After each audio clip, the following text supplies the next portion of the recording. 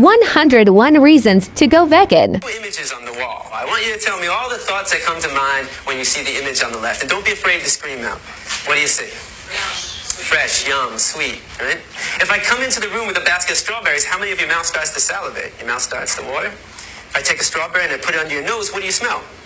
If I take a knife and I slice that strawberry in half and put that under your nose, now what do you smell?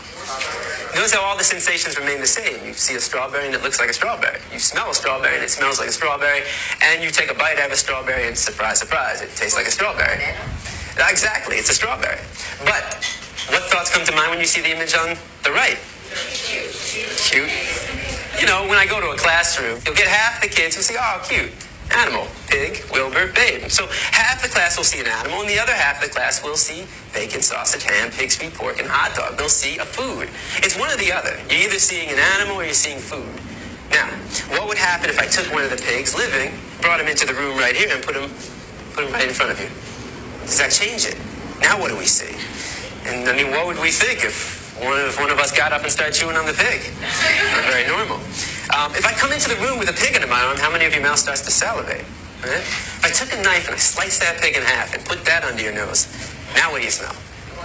You smell the stench of death. You smell a rotting corpse, bacteria, decomposing flesh. You see, there's a process involved, and I'm here today to show you that process of how you convert this animal into this product.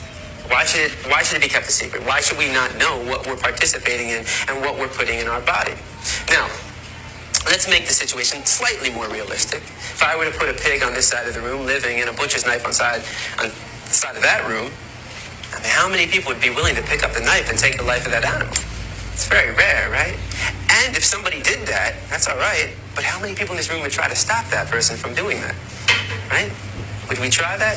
Of course. That's compassion. I mean, that is the greatest quality in the human race. There's no other species on this planet that has that level of compassion to extend to all living beings. But if you would stop somebody from killing a pig in front of you and then go home and have this for breakfast, well, that's called hypocrisy. You know, just because it comes in a nice, neat package all dressed up in your supermarket, just because you didn't take the knife and shove it through their jugular, just because you didn't get blood on your clothes, and just because you didn't hear their screams doesn't mean you didn't participate in the killing. Every time we buy this product, we are supporting somebody else doing what we ourselves wouldn't want to do, what we ourselves wouldn't want to see, and what we ourselves wouldn't want to hear.